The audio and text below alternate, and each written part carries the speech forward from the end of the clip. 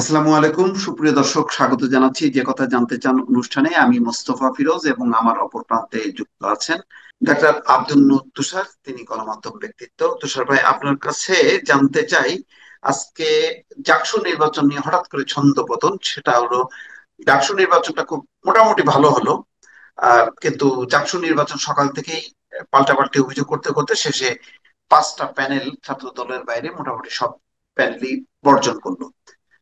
এটা আপনার কি মনে হচ্ছে? আমার কাছে যেটা মনে হচ্ছে যে একটা ভালো নির্বাচন আয়োজন করার ক্ষেত্রে কর্তৃপক্ষের যে কনভিকশন বা কর্তৃপক্ষের যে এক ধরনের প্রতিশ্রুতি সেটা তারা রক্ষা করতে পারেন নাই। কারণ আমরা লক্ষ্য করেছি জাকসুতে যারা জাহাঙ্গীরনগরের শিক্ষক তারাই নানা ধরনের কারচুপির অভিযোগ করেছেন। এবং আমরা অন্তত 2 থেকে 3 জনকে দেখেছি তারা প্রকাশ্যে বলছেন যে আহ, ভোট দরজা বন্ধ করে দেওয়া হচ্ছিল। তারপরে হুম। এক ধরনের তদারকিহীন অবস্থায় ব্যালট এবং ব্যালট বাক্স ছিল। এবং একাধিক শিক্ষক বলেছেন যে কর্তৃপক্ষ নির্দেশ দিয়েছে 10% ভোট আগেই দিয়ে রাখতে, হুম। কর্তৃপক্ষের বিশেষ একজন ব্যক্তি। তো এই জিনিসগুলি নির্বাচনকে প্রশ্নবিদ্ধ করেছে। এবং সে কারণে আমার ধারণা যে যারা নির্বাচন বর্জন করেছেন তারা নির্বাচন বর্জন করেছেন। ভোট গণনা হচ্ছে, এদিকে বিক্ষোভও চলছে, তাহলে শেষ পর্যন্ত এর বাইরে যদি ছাত্র সংগঠনগুলো যদি এই নির্বাচনটা, তো তারা পুনর্নির্বাচনের দাবি করছে, এখন সেটা তো একটা, এখন মুখোমুখি অবস্থা দাঁড়ায় গেল তাহলে। হ্যাঁ, এটা দাঁড়িয়ে গিয়েছে এবং আমার কাছে মনে হয়েছে যে এইরকম একটি অবস্থা তৈরি করার জন্য যে ধরনের আগে থেকে ব্যবস্থা নেওয়া দরকার সেটা কর্তৃপক্ষ নেন নাই। এবং এক ধরনের স্বাধীনতা দিয়ে দিয়েছেন প্রত্যেকটি পক্ষকেই। যেহেতু এই নির্বাচনগুলি খুবই গুরুত্বপূর্ণ হয়ে দাঁড়িয়েছে মানুষের কাছে, এমন নয় যে এটা জাতীয় রাজনীতিতে অনেক প্রভাব ফেলবে, ব্যাপারটি তা নয়, কিন্তু এই নির্বাচনগুলি আয়োজনের সক্ষমতা, এগুলির পক্ষপাতহীনতা, এইখানে তরুণদের ভোটের যে প্রবণতা, এই বিষয়গুলি নিয়ে মানুষ বেশ চিন্তিত এবং মানুষ আগ্রহী। তো এ- আমি মনে করি যে শুধু এই জন্য এই নির্বাচনগুলি যথাযথ ভাবে আয়োজন করা খুবই জরুরি ছিল। এবং আরো একটি বিষয় জরুরি ছিল, সেটি হচ্ছে যত কম অভিযোগ উত্থাপিত হয় এটা আশা করা হয়েছিল। এখানে তরুণরা ভোট দিচ্ছে, যারা গণতন্ত্রের সংগ্রাম করেছে বলেই সবাই মনে করে, এবং এখানে শিক্ষকরা এটা আয়োজন করছেন। শিক্ষকরা হচ্ছে সমাজের সবচেয়ে প্রাগ্রসর অংশ, যারা ন্যায় নীতি সংস্কৃতি সকল ক্ষেত্রে সাধারণ মানুষের চেয়ে খানিকটা এগিয়ে চিন্তা করেন। কারণ তারা তো গবেষণার মধ্যে থাকেন, শিক্ষার মধ্যে থাকেন, নতুন জ্ঞান সংগ্রহের মধ্যে থাকেন। তারা আগামী দিনে বাংলাদেশ যারা তৈরি করবেন তাদেরকে তৈরি করেন। তো যেখানে শিক্ষকরা এরকম পক্ষপাতের মধ্যে চলে যাচ্ছেন, আহ এবং আগের মতোই যারা বিশ্ববিদ্যালয় প্রশাসনে আছেন তারা বিশেষ এজেন্ডা বাস্তবায়ন করার অভিযোগ উঠছে, এটা আমাদের জন্য খুব একটা ভালো দৃশ্য না। ডাকসুর সাথে যদি আপনি মেলান, তাহলে কি বলবেন ডাকসু নির্বাচনটাকেও, বা আপনি কিভাবে দেখলেন? ডাকসু নির্বাচনে ভোট হয়েছে, একটি পক্ষ জিতেছে, সবই ঠিক আছে। কিন্তু ডাকসু নির্বাচনে কিছু কিছু অদ্ভুত প্রবণতা লক্ষ্য করা গেছে। আপনি দেখবেন যে একটা প্যানেলের জিএস প্রচুর ভোট পেয়েছে, কিন্তু সেই হুম। প্যানেলের ভিপি ভোট পেয়েছে 20-এরও কম। তো এইটা খুবই অবাক কাণ্ড। এই জন্য যে একটা প্যানেলে যখন মানুষ ভোট দেয়, ভিপি জিএস এর ভোটটা একসাথে দেয়। আপনি শুধু হুম। হুম। জিএস কে পছন্দ করবেন, ভিপি কে করবেন না, ব্যাপারটা এরকম হয় না। আমরা যখন ছাত্র রাজনীতি করেছি আমরা দেখেছি যে সাধারণত জিএস বা ভিপি, তার যে প্যানেল সেই প্যানেলের জন্য ভোট টানে, অর্থাৎ ভিপি জিএস এর জনপ্রিয়তায় মেম্বাররা এবং অন্যরা প্রচুর ভোট পায়। সেখানে এখানে উল্টোটা হয়েছে, একটা প্যানেলে জিএস 5,000-এর উপর ভোট পেয়েছে আর জিএস পেয়েছে, ভিপি পেয়েছে অতি সামান্য। তো এইটা আমার কাছে একটা অদ্ভুত ব্যাপার মনে হয়েছে। এর বাইরেও আমরা লক্ষ্য করেছি যে নির্দিষ্ট একটি বা দুটি প্যানেল ছাড়া বাকি সব জায়গাতে এরকম অদ্ভুত ভোটাভুটি হয়েছে। তো এইটা একটু আমার মনে হয় যে গবেষণার বিষয় হবে সামনে। যারা নির্বাচন নিয়ে আলোচনা করেন, নির্বাচনের স্ট্যাটিস্টিক্স তৈরি করেন বা নির্বাচন নিয়ে পরে ভালো মন্দ বিবেচনা করেন, তাদের কাছে এটা একটা একাডেমিক বিষয় হয়ে দাঁড়াবে যে কেন একজন ব্যক্তি একটা প্যানেলের মধ্যে সব ভোট পাচ্ছে কিন্তু তার প্যানেলের অন্য কেউ ভোট পাচ্ছে না বা অতি অল্প ভোট পাচ্ছে। এটা কিন্তু খুব অবাক ব্যাপার। আপনার কি এই মনে হচ্ছে যে মানে শিবির যতটা পরিকল্পিতভাবে নির্বাচনটা হ্যান্ডেল করেছে ডাকসুতে জাকসুতে, অন্য অন্যদের কি সেই পরিকল্পনার অভাব? আমি বা তো আসলে কোনো পক্ষে নাই, কোনোদিনই হুম, হুম, ছিলাম না। গত এই 1992 সালের পর থেকে রাজনৈতিক ভাবে আমি কোনো পক্ষে ছিলাম না, কিন্তু একটা বিষয় লক্ষ্য করবেন, ছাত্রলীগ ছাত্র দলকে পিটিয়ে ভয় দেখিয়ে ক্যাম্পাসের বাইরে রেখে দিয়েছিল, যার ফলে ছাত্র দলের যারা নেত্রী তারা সহজে বিশ্ববিদ্যালয়ের নতুন ছাত্রছাত্রীদের সাথে মিশতে পারেননি। হ্যাঁ, নেতা নেত্রীরা অনেককেই দেখবেন যে তারা অনেকদিন ধরে পড়াশোনা করছে, এক একজন অনেকবার রিঅ্যাডমিশন নিয়েছে, কিন্তু হুম, যারা হুম, ভোট দিয়েছে তারা তো রিঅ্যাডমিশন নিয়ে পড়াশোনা করছে না, তারা কিন্তু ফ্রেশ, তারা গত হুম, 4 বছরের মধ্যে ভর্তি হয়েছে এবং তারা ভোট দিচ্ছে। তো এই যে গত 4 বা 5 বছরের মধ্যে যারা ভর্তি হয়েছেন তারা ভোট দিচ্ছেন, কিন্তু যারা ভোটে দাঁড়িয়েছেন তারা হয়তো 10 বছর ধরে পড়াশোনা করছেন বা 8 বছর ধরে পড়াশোনা করছেন। এটা হচ্ছে একটা। ছাত্র শিবির পরিষ্কার ভাবে বলেছিল যে তারা ছাত্রলীগের মধ্যে ছিল, এবং এটা তো প্রমাণিত, এটা তো অপ্রমাণিত কিছু না। কেউ কেউ ছাত্রলীগের কমিটিতে ছিল, কেউ কেউ ছাত্রলীগের হয়ে মিছিল মিটিং করেছে, কাউকে দেখা গেছে আহ শেখ হাসিনার বিজয়ে উল্লাস প্রকাশ করতে। তো সেই রকম নেতারা ছাত্র শিবিরের হয়ে দাঁড়িয়েছে যারা কন্টিনিউয়াস রাজনীতির মধ্যে ছিল। তারা ছাত্রলীগ অবস্থায় রাজনীতির মধ্যে ছিল, আবার তারা শিবির হিসেবেও রাজনীতির মধ্যে আছে। ফলে তারাই সবচেয়ে বেশি জনসংযোগের মধ্যে আছে। কিন্তু ছাত্রদল তো সেইভাবে জনসংযোগের মধ্যে ছিল না, তাদেরকে ক্যাম্পাস থেকে বাইরে রাখা হয়েছিল, এবং ছাত্রলীগ নিশ্চিত করতো সবসময় যে ছাত্রদলই তাদের প্রধান শত্রু। ফলে তাদের হুম, হুম, আক্রমণের লক্ষ্যবস্তু ছিল ছাত্রদল, যে কারণে ছাত্রদল এই নির্বাচনে একটা ডিসঅ্যাডভান্টেজিয়াস পজিশনে ছিল, কারণ তাদেরকে সেইভাবে আহ ছেলেমেয়েরা চিনে না। কিন্তু যে ছেলেটা অন্য দলের হয়ে যাচ্ছে তাকে কিছুদিন আগে সে ছাত্রলীগের হয়ে তার সঙ্গে কথা বলতে দেখেছে, আহ, তার সঙ্গে একটা যোগাযোগ ছিল, সে মেয়েদের হলে যাতায়াত করেছে। ফলে এই বড় ভাইদেরকে বা এই ভাইয়াদেরকে তারা চিনে, কিন্তু অন্য ভাইয়াদেরকে কম চিনে। আমি বলছি না চিনে না, কিন্তু তাদের যে পার্সোনাল যোগাযোগ সেটা অনেক দুর্বল ছিল। এটা হচ্ছে একটা। আর সাংগঠনিক ভাবে যদি চিন্তা করেন, তাহলে এই নির্বাচনের প্রস্তুতি সবচেয়ে ভালো ছিল শিবির সমর্থিত যে প্যানেল তাদের। এবং এটা তো ওপেন, যদিও সবাই ওই কাগজে কলমে বলে যে না এখানে কোথাও তো রাজনৈতিক কিছু নাই, এটা তো অরাজনৈতিক, কিন্তু এটা তো পরিষ্কার, আমরা জানি। এই জিনিসটা আমার কাছে খুব আপত্তিকর মনে হয়েছে। নতুন জেনারেশন তারা নিজেদেরকে জেন জি দাবি করে, তারা বলে তারা ট্রান্সপারেন্ট, তারা বলে তারা সবকিছু ওপেনলি করতে পছন্দ করে, এমনকি তারা তাদের গুরুজনদেরকে প্রকাশ্যে গালিগালাজ করে। এরকম একটা জেনারেশন এই নির্বাচনের সময় এই প্রতারণামূলক বিভিন্ন প্যানেলের নাম দিয়ে আমরা অরাজনৈতিক এরকম একটা ভাব করার যে চেষ্টা করে, আমার কাছে মনে হচ্ছে এটা তো সর্বোচ্চ প্রতারণা। আমরা সবাই জানি কে কোন দল, কে কাকে হুম, সমর্থন করছে, কিন্তু তারা এসে বলছে যে আমরা কারো দলে না, আমরা নিরপেক্ষ, আমরা অনেকে মিলে একসাথে প্যানেল করেছি, এটা ছাত্র সমাজ সমর্থিত প্যানেল। তো এইসব হুম, প্রতারণামূলক কর্মকাণ্ড আমি মনে করি যে এই বয়সেই যদি তারা করেন, তাহলে তারা যেদিন এই বয়স্ক রাজনীতিবিদদের বয়সে পৌঁছাবেন, এখনকার 50 পার হবেন, 60 পার হবেন, তারা তখন কি করবেন? তারা তো তখন সকালে গিয়ে বলবেন যে যে নামে আমাকে চিনেন এটা আমার নাম না, আমি আসলে অন্য নামের লোক, এই নামে লুকিয়েছিলাম 50 বছর। তো এইরকম হইলে তো খুব মুশকিল, আমাদের আশা ভরসার জায়গাটা বিপন্ন হয়। আমরা ভবিষ্যতে তো আমরা তো এই বাংলাদেশ চালাবো না, যারা ভবিষ্যতে বাংলাদেশ চালাবেন তারা যদি এই বয়সে এরকম প্রকাশ্য প্রতারণামূলক নাম দিয়ে প্যানেল তৈরি করে, এটা কোনো মানে হয় না। এটা আমি মনে করি যে এটা সঠিক না। এখন জাকসুতে যেটা হয়ে গেল, এরপরে আপনার কি মনে হয় এর একটা প্রভাব পড়বে রাকসু এবং চাকসু এই নির্বাচন গুলোতে? দেখেন, আপনি আমার খুবই প্রিয় দীপু ভাই, একটা বিষয় বিবেচনা করে দেখেন, এই যে কয়টা বিশ্ববিদ্যালয়ে এই নির্বাচন দেওয়া হয়েছে, নির্বাচন যদি হবে বাংলাদেশের সব বিশ্ববিদ্যালয়ে ছাত্র সংসদ নির্বাচন দেন, সেটা কিন্তু দেওয়া হয় নাই। চট্টগ্রাম, রাজশাহী, জাহাঙ্গীরনগর আর ঢাকা। চট্টগ্রাম বিশ্ববিদ্যালয় বহু আগে থেকেই শিবিরের প্রতাপে হুম, আছে, এটা এখনকার থেকে না। রাজশাহীও তাই। রাজশাহী এবং চট্টগ্রামে শুধু শিবিরের প্রতাপ বিশ্ববিদ্যালয়ের ভিতরে তা নয়, একসময় একবার আশেপাশে পত্রপত্রিকা, এলাকায়। একসময় খবর এসেছিল পত্রপত্রিকায়, যারা পাশ করার পরে অনেকে আশেপাশের গ্রামগুলিতে বৈবাহিক সম্পর্ক স্থাপন করেন, ওইখানে একটা পারিবারিক সম্পর্ক তৈরি করেন, অনেকে সেইখানে কাজও করেন। অর্থাৎ দীর্ঘমেয়াদে একটা সামাজিক এবং একটা রাজনৈতিক পরিবেশ তারা তৈরি করেছেন সেখানে। ফলে রাজশাহী বিশ্ববিদ্যালয়, চট্টগ্রাম বিশ্ববিদ্যালয়, ধরেন এখন থেকে যদি 5 বছর আগেও নির্বাচন হতো, 10 বছর আগেও হতো, সেখানেও কিন্তু শিবিরের প্রভাব থাকতো। ফলে আহ, এই দুটি বিশ্ববিদ্যালয় আগে থেকে কিন্তু আমাদের জানা যে কার সাথে কার প্রতিদ্বন্দ্বিতা হবে। এর বাইরে জাহাঙ্গীরনগর যদি আপনি বলেন, সেখানেও কিন্তু এই অভিযোগ বহুদিন থেকে উঠছে যে একটি বিশেষ রাজনৈতিক পক্ষ সমর্থিত ব্যক্তিরা ওইখানেও পড়াশোনা করেন এবং আশেপাশের গ্রামগুলিতে আশেপাশে তারা কাজ করেন অথবা একইভাবে বৈবাহিক সম্পর্ক স্থাপন করেন। আর ঢাকা বিশ্ববিদ্যালয়ে যেটা ঘটেছে সেটা হচ্ছে গত 10-15 বছরে বাংলাদেশের উচ্চ মধ্যবিত্ত বা একটু সচ্ছল মধ্যবিত্ত যারা, তারা তাদের ছেলে মেয়েদেরকে পাবলিক বিশ্ববিদ্যালয়ে পড়াশোনা করতে দিতে চান না।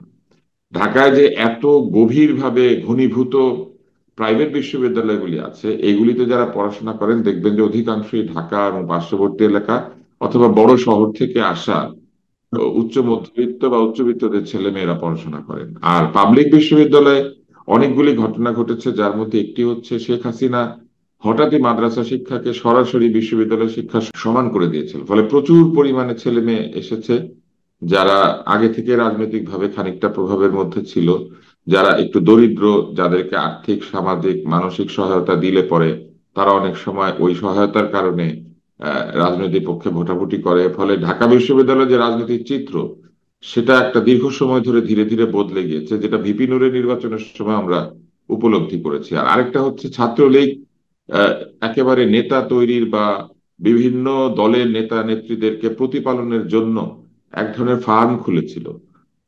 আপনি দেখবেন যে 2 দিনের বাচ্চা, 1 দিনের বাচ্চা কিনে এনে মুরগির ফার্মে, যারা পোল্ট্রি ফার্ম করেন ব্রয়লার, তারা 1 দিন বা 2 দিনের বাচ্চা কিনে এনে বড় করে। সেই রকম ছাত্রলীগ এখন দেখা যাচ্ছে যে তাদের বিরোধী পক্ষের প্রায় সকলকেই নেতা নেত্রী বানিয়ে রীতিমতো একটা পলিটিক্স এর কোচিং সেন্টার খুলেছিল বা কোচিং স্কুল খুলেছিল, পলিটিক্স এর লিল্লা বোর্ডিং খুলেছিল। তো এখন এইটা করার ফলে এখন যে ঘটনাটা ঢাকা বিশ্ববিদ্যালয়ে ঘটেছে সেটি হচ্ছে যে শিফট অফ পাওয়ার হয়েছে। এইটাকে রাজনৈতিক যারা গবেষণা করেন তারা গবেষণা করবেন এবং এটা নিয়ে চিন্তা ভাবনা করবেন।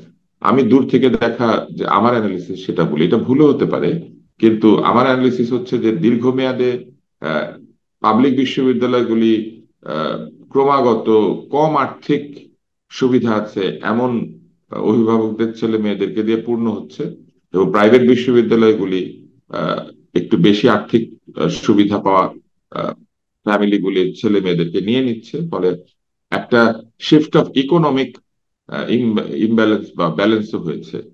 ধনী বা একটু ধনীরা প্রাইভেট বিশ্ববিদ্যালয়ে পড়ে, গাড়ি দিয়ে যায় আসে। আর আহ, যারা একটু গরিব তারা গণরুমে থাকে, তারা নির্যাতন সহ্য করে বিশ্ববিদ্যালয়ে পড়াশোনা করে। তারা এই বিশ্ববিদ্যালয়ের মানহীন খাবার, মানহীন ক্লাসরুম, বিশ্ববিদ্যালয়ের ভেঙে পড়া পড়া এই হোস্টেল বা হলগুলিতে তারা থাকে। এই এই ঘটনাটা আমরা দেখতে পাচ্ছি। এগুলি সবই হচ্ছে দীর্ঘ গবেষণার বিষয়। রোমানিয়াতে চসেস্কু সাহেব যখন পতন হয়, তার পতনের একটা বড় কারণ বলেছিলেন লেভিট এবং ডাবনার তাদের বইয়ের মধ্যে ফ্রিকোনমিক্সে। তারা বলেছিলেন যে রোমানিয়া তার ঋণ পরিশোধ করে দিয়েছিল, আন্তর্জাতিক ঋণ, অর্থনৈতিকভাবে ভালোই করছিল, কিন্তু যেটা করতে পারে না সেটা হচ্ছে জন্ম নিয়ন্ত্রণ বন্ধ করার কারণে বিরাট তরুণ সমাজ তৈরি হয়েছিল, যাদের চাকরি নাই, ব্যবসা নাই, বাণিজ্য নাই, যাদের সামনে ভবিষ্যৎ নাই। তারা এক পর্যায়ে এই বেকার জীবন, বেকার ভবিষ্যৎ, এই সবকিছুর বিরুদ্ধে প্রতিবাদ করতে গিয়ে চসেস্কুকে টেনে হিচড়ে নামিয়ে তাকে আহ হত্যাই করা হয় একরকম। তো এরকম একটা পরিস্থিতি বাংলাদেশে তৈরি হয়েছে গত 15-16 বছরে। বিরাট ব্রিজ হচ্ছে, লাখ লাখ লোক সেটা দিয়ে পার হচ্ছে, এই উন্নয়ন সেই উন্নয়ন হচ্ছে, কিন্তু সাধারণ মানুষের চাকরি ব্যবসার কোনো নিশ্চয়তা নাই। ছেলেমেয়েরা বড় হয়ে কি করবে তাদের সামনে কোনো লক্ষ্য নাই, বিসিএস ছাড়া তাদের সামনে কোনো মানে গতি নাই। এবং বিসিএস আবার ক্ষমতা এবং ঘুষের একটা জায়গা। এই জন্য বিসিএস এ সবাই পুলিশ, কাস্টমস, প্রশাসন এরকম জায়গাতে অপশন দেয়। তো এই সবকিছু মিলে এমন একটা আর্থসামাজিক পরিস্থিতি তৈরি হয়েছে, যে পরিস্থিতির বাইরে বিশ্ববিদ্যালয় না, এবং সেটারই আমরা দেখতে পাচ্ছি প্রতিফলন। এই যে বিশ্ববিদ্যালয় নির্বাচন হয়েছে, এই নির্বাচনে সংসদ হয়েছে, কিন্তু পাশ করার পরে ছেলেমেয়েরা কোথায় যাবে এটা তো ডাকসু জাকসু চাকসু ঠিক করতে পারবে না। এটা ঠিক করতে হবে কর্তৃপক্ষ, সরকারকে। সরকারের ভবিষ্যতের পরিকল্পনার উপর নির্ভর করবে এই ছেলেমেয়েরা কোথায় কাজ করবে, তারা আসলে কোথা থেকে আয় করবে, তারা ভবিষ্যতে বাবা মা হলে সন্তানের পড়াশোনা কিভাবে করাবে। এই জায়গাগুলিতে বাংলাদেশ কিন্তু অনেক পিছিয়ে গিয়েছে। শুধু মাথা পয়দা করেছে, রেমিটেন্স আনবে এইসব বলেছে, ডলার আসবে এইসব বলেছে, এমনকি রেমিটেন্স আনার লক্ষ্যে বিছানা করা, আহ, তারপরে ঝাড়ু দেওয়া, এগুলো স্কুলে শেখানো শুরু করে দেওয়া হয়েছিল। যে ছেলেমেয়েরা কি পড়াশোনা করবে, এগুলা শিখবে, বিদেশে যাবে, ডলার পাঠাবে, হাউসকিপিং করবে। এইগুলা খুব, আমি মনে করি যে এই কুপ্রবণতা থেকে আমাদের পুরো রাজনৈতিক ব্যবস্থাটা লন্ডভন্ড হয়ে গিয়েছে। এটা ঠিক করতে অনেক সময় লাগবে। আজকে কিন্তু ঐকমত্য কমিশনের বৈঠক শেষে সালাউদ্দিন আহমেদ একটা কঠিন কথা বলছে যে সংবিধান সংশোধনের ব্যাপারে কোনো নয় ছয় মানবে না এটা। এবং ঐকমত্য কমিশনও বলেছে সংবিধান সংশোধন প্রশ্নে মতানৈক্য আছে। তো এটা একটা বড় বিভক্তি হবে কিনা, বা আমি একটা আপনাকে একটা নির্বাচন বিষয় বলি। দেওয়া হবে আপনি কিনা। একটা রাজনৈতিক দল করেছেন মানে আপনি জাতি সম্পর্কে মতামত দেওয়ার যোগ্যতা অর্জন করেছেন, এটা ঠিক না। কালকে আমি আর আপনি মিলে একটা রাজনৈতিক দল বানিয়ে ফেললাম, এর মানে কি আমরা গিয়ে বলতে পারবো সংবিধান বদলাও, এটা বদলাও, সেটা বদলাও? দল বানালেই এই দলটার জনসমর্থন আছে কিনা সেটা চিন্তা করতে হবে। আজকে যে আমরা কথা বলছি, এটা কথা বলছি আমাদের দীর্ঘ গণমাধ্যমের অভিজ্ঞতার কারণে আমরা আলোচনাটা করতে পারছি। কিন্তু আমরা কি এই মতামত দিতে পারবো যে আমরা নির্বাচন হতে দিব না বা নির্বাচনে যাব না যদি দীপু এবং তুষারের কথা শুনে সংবিধান বদলানো না হয়? সংবিধান বদলাতে হবে এইরকম কথা বলার আগে একটা রাজনৈতিক দলকে তার জনপ্রিয়তার পরীক্ষা দিতে হবে।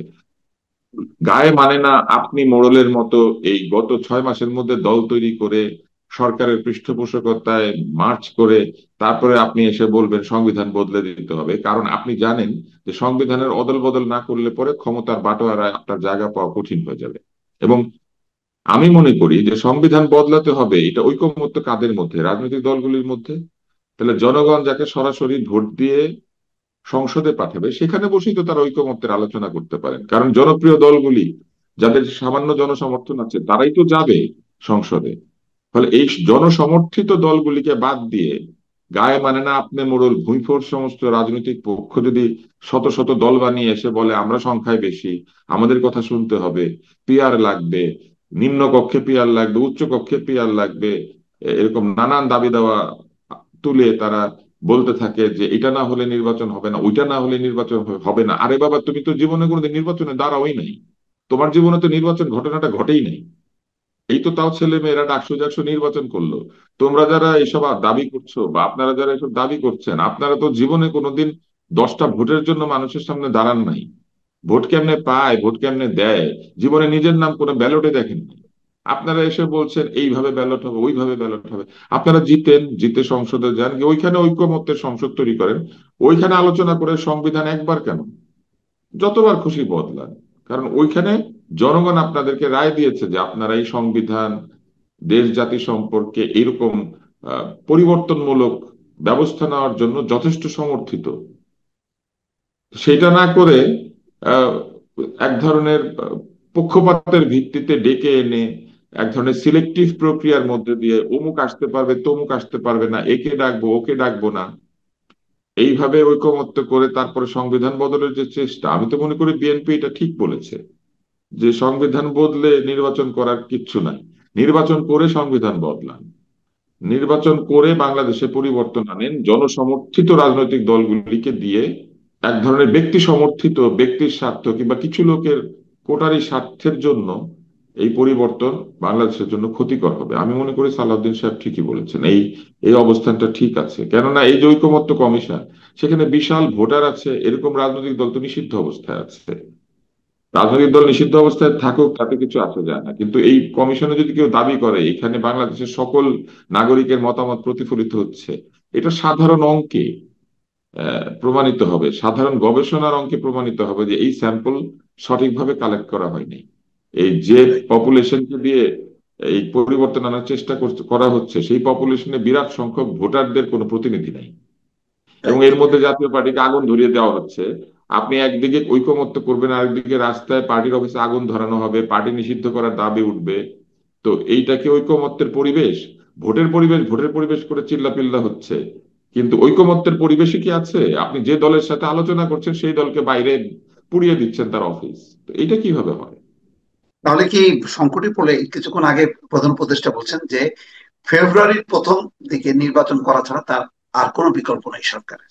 এই সরকারের নির্বাচন ছাড়া কি আদৌ কোনো বিকল্প ছিল? এই সরকার যদি কোথাও ক্ষমতা ছাড়তে চায়, নির্বাচন ছাড়া কিভাবে এই সরকার ক্ষমতা ছাড়তে? এই সরকারকেই তো জিজ্ঞেস করা হচ্ছে যে আপনারা নির্বাচন না দিয়ে আর কোন কোন পদ্ধতি আছে পৃথিবীতে, যে পদ্ধতিতে আপনারা ক্ষমতা থেকে যে মানে চলে যেতেন এবং গণতন্ত্র পরিপূর্ণভাবে প্রতিষ্ঠিত হতো। নির্বাচন ছাড়া তো তাদের আর কোনো উপায় নাই। এবং তারাই এটাকে দেরি করেছেন। তারা যদি আরো আগে নির্বাচন দিতেন, তাহলে এতদিনে রাজনৈতিক দলগুলি একসঙ্গে বাংলাদেশের অন্তত আইন শৃঙ্খলা পরিস্থিতির উন্নতি করতে পারত। আমরা অন্তত জানতাম যে কে মব এবং কে মব না, কে রাজনৈতিক পক্ষ এবং কে অরাজনৈতিক পক্ষ। কিন্তু এখন আপনি দেখেন নিরাপত্তার অবস্থা অত্যন্ত সঙ্গীন। সাধারণ মানুষ জানে না কে তাকে আক্রান্ত করছে। একজন ব্যক্তি গালিগালাজের সম্মুখীন হলে বলতে পারছে না যে কেন তাকে গালি দেওয়া হলো, যে গালি দিচ্ছে সে জানে না কেন গালি দিচ্ছে। এক দুই সপ্তাহের দুই একটা রিল, দুই একটা টক শো দেখে একজন ব্যক্তিকে শত্রু বানিয়ে দেওয়া হচ্ছে। ব্যক্তিগত শত্রুতা হাসিল করার জন্য কিছু ব্যক্তি ইন্টারনেটে ব্যক্তির বিরুদ্ধে বিদ্বেষ তৈরি করছেন, প্রতিষ্ঠানের বিরুদ্ধে বিদ্বেষ তৈরি করছেন। এটা নিয়ে সরকারের কোনো মাথা ব্যথা নাই। তো এইরকম বরং তারা উল্টো ভুয়া মামলায় লোকজনকে আহ, হয়রানি হতে দিচ্ছেন। এই যে ঘটনাটা তারা তৈরি করেছেন, এটা তো তারাই তৈরি করেছেন। এই ভুয়া হুম মামলাগুলি অ্যালাউ করেছে কে? এই ভুয়া হুম। মামলা মানুষ বুঝতে পারে যে এই মামলাগুলির কোনো মেরিট নাই, অথচ না এই দেখেন, মামলায় আবু আলম শহীদ খান মানে কোনো নাই, একটা সন্ত্রাস বিরোধী আইনে ঢুকাই দিল, মানে কি গ্রাউন্ড, মানে তাহলে তো বোঝা মানুষ যাচ্ছে কি যে এগুলো সেই বুঝতে পারে? টকশোর উপরে তো এই এখনো। সরকার নির্বাচন না দিয়ে কেমনে যাবে? এবং এই সরকারের যে কিছু কিছু কাজ, এই কাজগুলি যে বিতর্কিত এবং প্রশ্নবিদ্ধ, এইটা এই সরকারে যদি সরকারে না থাকতেন এই ব্যক্তিরাই প্রশ্ন করতেন। এই ব্যক্তিরাই কিন্তু একসময় বিবেকের কণ্ঠস্বর হয়েছিলেন। তো সেই বিবেক হঠাৎ যে তাদের দুর্বল হলো অথবা চুপ করে আছে দেশ ও জাতির বৃহত্তর স্বার্থে, এই দেশ ও জাতির বৃহত্তর স্বার্থে নির্বাচন না দিয়ে তাদের হাতে আসলে আর কোনো উপায় নাই। তারা যত দেরি করবেন ততই পরিস্থিতি নিয়ন্ত্রণের বাইরে চলে যাবে। এখন হয়তো সেই চাপটাই অনুভব করছে, এই জন্য বলছে যে ফেব্রুয়ারির প্রথমার্ধের নির্বাচন ছাড়া আর কোনো বিকল্প নেই সরকারের হাতে, বলতেই আগামীকাল গেল। নির্বাচন ছাড়া আর কোনো বিকল্প নাই। মোস্তফা ফিরোজ, আগামীকাল নির্বাচন হচ্ছে সবচেয়ে ভালো। যত তাড়াতাড়ি নির্বাচন হবে তত তাড়াতাড়ি এই বোঝা থেকে এই হুম, মানুষগুলি মুক্তি পাবেন। এই উপদেষ্টা পরিষদে তো অনেক যোগ্য লোকও আছেন, তারা চুপ করে আছেন, হুম, কাজ করে যাচ্ছে। কিন্তু কিছু সিদ্ধান্তের কারণে পুরো প্রক্রিয়াটা বিতর্কিত হয়ে যাচ্ছে। এই বিতর্কের মানে দায়ভার তো তাদের ঘাড়েও যাচ্ছে। আপনি দেখবেন অনেক উপদেষ্টা আছেন একটা কথাও বলেননি, তারা না তাদের একদম কাজ ঠিক করে বলেছে। হুম চুপ হুম করে কাজ করছেন, চেষ্টা করছেন। এই চেষ্টাটার তো মূল্য আছে। কিন্তু এই সকল চেষ্টা মূল্যহীন হয়ে যাচ্ছে হুম হুম পারিপার্শ্বিক অবস্থা এবং কিছু সিদ্ধান্তের কারণে, যে সিদ্ধান্তগুলি মোটা দাগে বলতে চাইছে যে সরকার নিরপেক্ষ না, সরকার পক্ষপাতমূলক, সরকার মিথ্যা মামলা মিথ্যা কথাকে হুম। প্রশ্রয় দিয়েছে, সরকার বয়োজ্যেষ্ঠদের অপমানকে আহ, খুব একটা নেতিবাচক দৃষ্টিভঙ্গিতে প্রতিহত করার চেষ্টা করছে না। তো এই যে একটা মোটা দাগে যে একটা পরিবেশ অবনতি, সেই অবনতির দায় তো সবার ঘাড়ে চলে যাচ্ছে। এমনকি আমি মনে করি যে বাংলাদেশের সাংবাদিক মহল, গণমাধ্যম, তথাকথিত সুশীল সমাজ, আপনি দেখেন সুশীল সমাজ কত নেই কথা, মানে কতই না কথা বলতো, সেই সুশীল সমাজের কেউ অবশিষ্ট নাই। আমরা তো ওই অর্থে সুশীল সমাজ না, আমরা তো গণমাধ্যম কর্মী, আমরা তো কাজ করেই গণমাধ্যমে চলেছি, দুই পয়সা আয় করলে এখান থেকেই করেছি। তো আমরা তো আসলে সুশীল নয় অর্থে, আমরা পেশাজীবী। কিন্তু যারা প্রকৃত সুশীল, সেই সুশীলদের কোনো বক্তব্য নাই। যারা রাষ্ট্রচিন্তা, গণচিন্তা, ধর্মচিন্তা, এরকম কত চিন্তা নিয়ে না আমাদের সামনে হাজির হয়েছে, সেই চিন্তকদের এখন চিন্তাহীন জীবন, বাক্যহীন জীবন। তো এইটাও আমাদেরকে তো হতাশ করেছে। আমি মনে রাইট। করি যে সবচেয়ে বেশি হতাশ করেছে সুশীল সমাজের এই মেরুদণ্ডহীনতা, সুশীল সমাজের লেজ বের হয়ে যাওয়া। অনেক ধন্যবাদ তুষার ভাই। দর্শক শুনছিলেন সমসাময়িক পরিস্থিতি, বিশেষ করে এই চাকসুর নির্বাচন, তারপরে আহ, সরকারের লক্ষ্য, এসব নিয়ে আলোচনা। আশা করি এই আলোচনা আমাদের আগামীতে অব্যাহত থাকবে। আজ এই পর্যন্তই। আল্লাহ হাফেজ।